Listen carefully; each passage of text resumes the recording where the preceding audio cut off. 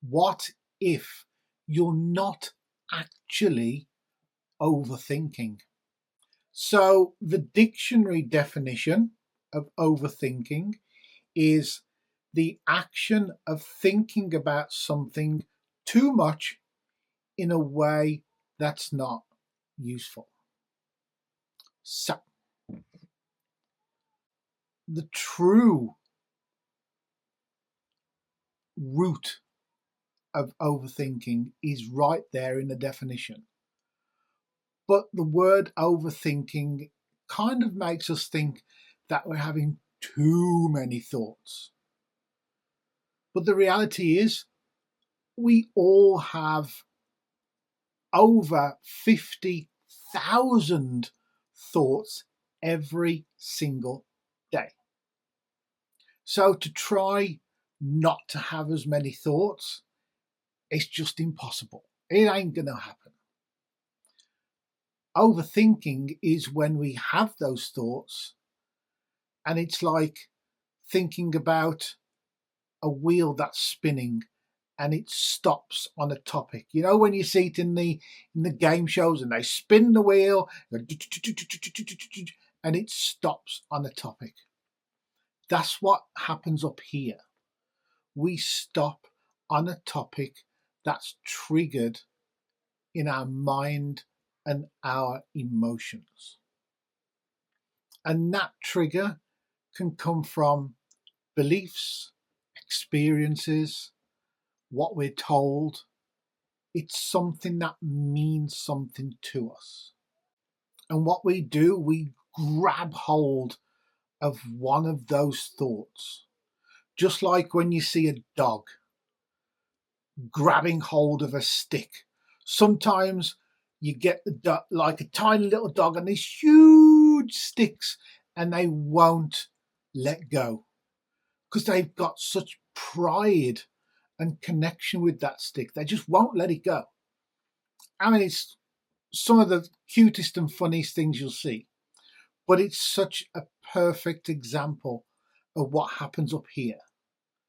We grab hold of this thought and just won't let go. And then our thoughts spiral, usually in a way where we're creating these negative situations in our head. So, what can cause that overthinking? What are the things that make us grab hold of those thoughts? I've got it in my notes. There are a lot more, but I've got 4 things, right? So first one I've got is fear of making the wrong decision. And I'll come back to that in a bit. Then we've got fear of the unknown.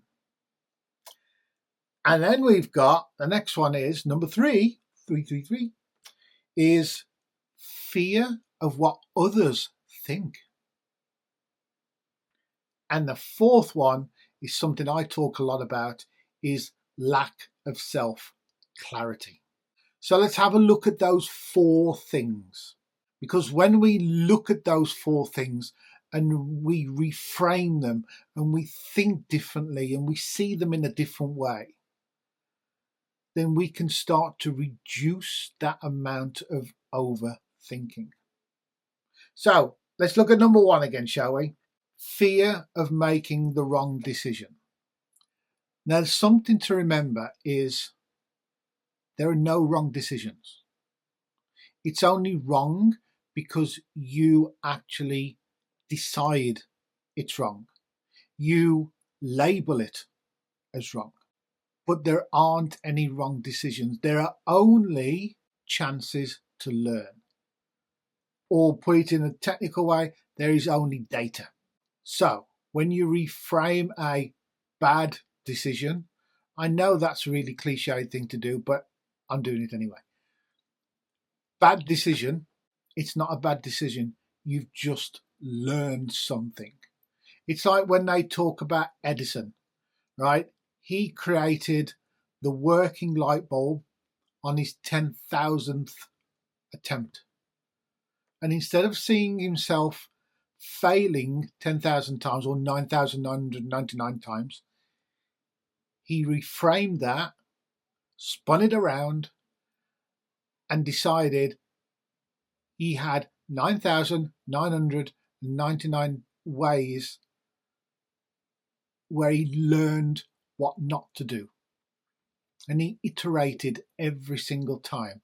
He'd try something, it didn't work, he'd try something else based on what he's just learned. And when we start to see these bad decisions in that way, they lose their power over us, and our overthinking begins to reduce. So, fear of the unknown. Fear of the unknown. The unknown can be scary. As far as our brain is concerned, it's scary because our brain's primary function is to keep us safe. So, the unknown, it doesn't know about it. It's the unknown. Clues in the name. You see, it likes known. It likes to know what you're about to do. Maybe you've done it before and it knows it's a safe activity. And it loves that. Adores it. It takes it out for dinner and treats it. Loves it. But the unknown, it doesn't know if that unknown thing is going to harm you. So it starts to create these scenarios in your head, usually negative scenarios, because it's trying to dissuade you from doing that thing. And that's when you start to overthink. You think and think and think and think about that very thing that maybe you're scared of. But when you know and understand that process, you could just literally tell yourself you're talking hogwash, or whatever words you want to use. And you have a little bit of a talk with yourself and remind your mind that, okay, you don't know what's going to happen, but I promise you everything is going to be okay. And then it starts to reduce that overthinking and you go ahead and do the very thing that you was going to do. Fantastic. Fear of what others think. Okay, this can be a biggie, but it's not. Because the reality is, most people are more interested in themselves. Oh, have I left the oven on? Oh, what am I going to have for dinner tonight? Oh, what if that fart really smells in this elevator? All these thoughts, and it's all about themselves. It's rarely about you, and it's rarely judging you.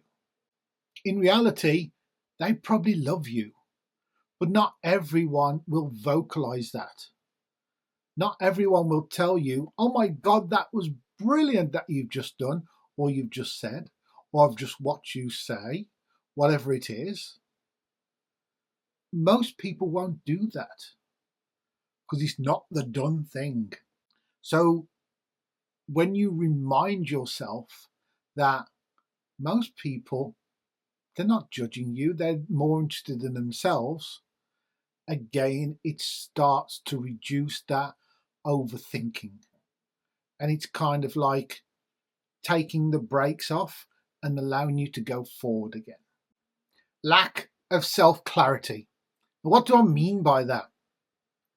Having clarity about yourself is knowing what you're good at, what you know, your knowledge, your experiences, and knowing that you are capable of helping people to change their lives.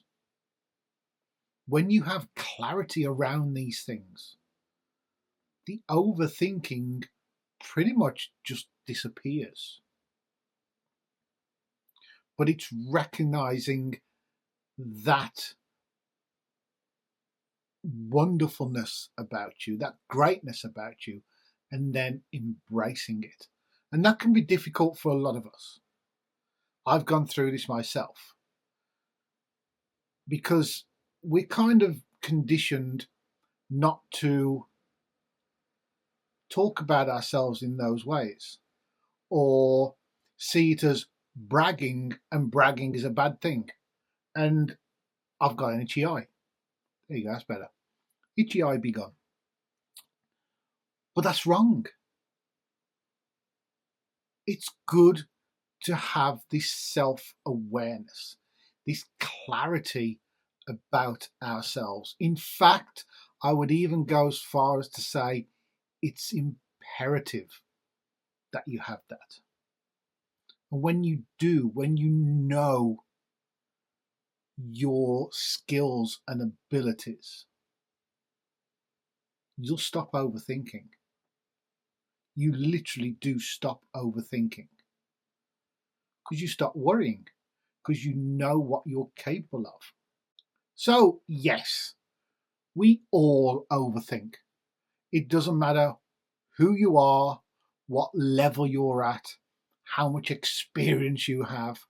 There will always be something that triggers that overthinking, that scroll stop and grabbing hold of that huge branch like the dog and holding on to that.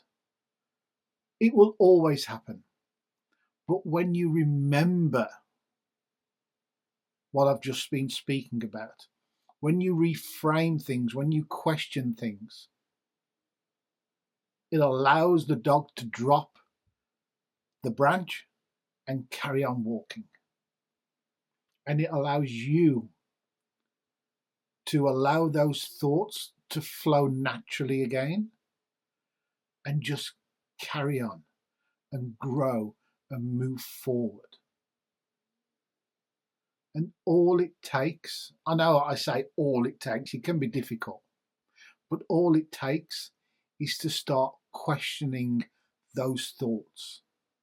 Those thoughts that you are hanging on to for dear life and you won't let go. I'm going to put my phone down now. There you go. Those thoughts that you're hanging on to for dear life and you won't let go, and you just let them go. Because you understand the process. You understand your own greatness. And I can guarantee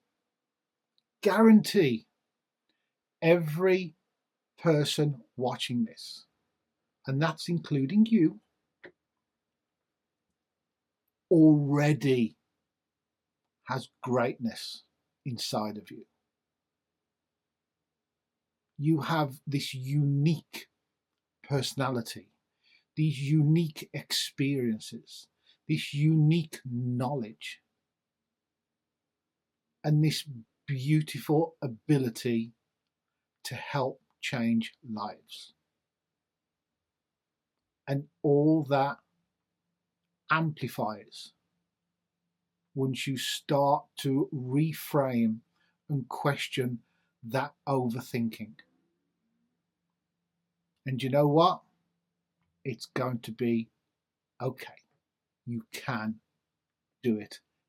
And you are going to be so successful in whatever you do when you understand how this thing works, how this malarkey happens in your head. So just go be unapologetically you.